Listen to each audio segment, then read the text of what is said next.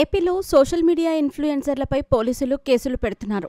Betting apps promote చేసిన వారిపై, ప్రభుత్వ విధానాలను తప్పుపట్టిన వారిని, వైసీపీకి అనుకూలంగా ప్రచారం చేసిన వారిపై వరుసగా కేసులు నమోదవుతున్నాయి. విశాఖపట్నంలో లోకల్ బాయ్ నానిని జైలుకు పంపగా, ఇప్పుడు హైదరాబాద్లో హర్ష సాయిపై కూడా కేసులు పెట్టారు. బెట్టింగ్ యాప్స్ని ప్రమోట్ చేసిన వారిని, తప్పుడు వార్తలను ఎంకరేజ్ చేసిన వారిని, సోషల్ మీడియా ఇన్ఫ్లుయెన్సర్లపై ఆంధ్రప్రదేశ్ పోలీసులు వరుసగా కేసులు పెడుతున్నారు. కటకటాల వెనక్కు పంపుతున్నారు. ఈ క్రమంలో విశాఖ పోలీసులు లోకల్ బాయ్ నానిని అరెస్ట్ చేసి జైలుకు పంపించారు.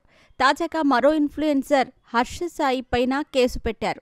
పేదలకు సాయం చేస్తున్నట్టు పబ్లిసిటీ చేసుకుని యూట్యూబర్గా ఫాలోయింగ్ సంపాదించిన Harsha Sai betting apps promotion ద్వారా భారీగా డబ్బు ఆర్జించినట్టు సమాచారం. తాను చేయకపోతే వేరే వాళ్లు చేస్తారని సమర్థించుకున్నాడు. అయితే ఈ వ్యవహారంలో ఆయనపై పలువురు ఫిర్యాదు చేయటంతో కేసు నమోదైంది. గతంలో ఓ సినిమా హీరోయిన్ ఫిర్యాదుతో అజ్ఞాతంలోకి వెళ్లిన హర్ష సాయి బెయిల్ పొందిన తర్వాత బయటకు వచ్చాడు. మళ్లీ ఇప్పుడు పారిపోతాడా లేక లొంగిపోతాడా అన్నది చూడాలి. భయ్యా సన్నీ యాదవ్ అనే మరో యూట్యూబర్పై కూడా కేసులు నమోదయ్యాయి. ప్రస్తుతం ఆయన పరారీలో ఉన్నాడు. పోలీసులు ఆయన్ని అరెస్ట్ చేస్తామని చెబుతున్నారు. బెట్టింగ్ యాప్స్ని ప్రమోట్ చేసిన సెలబ్రిటీల జాబితాలో చాలామంది ఉన్నారు. వీరిలో వైసీపీ అధికార ప్రతినిధిగా పేరొందిన శ్యామల కూడా ఒకరు.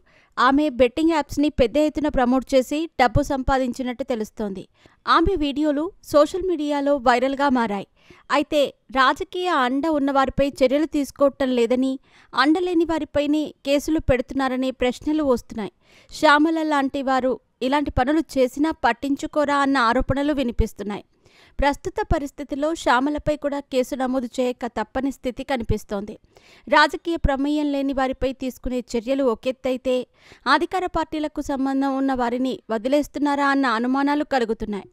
ఈ విషయంలో పోలీసులు తదుపరి చర్యలు ఏ విధంగా ఉంటాయన్నది ఆసక్తికరంగా మారింది.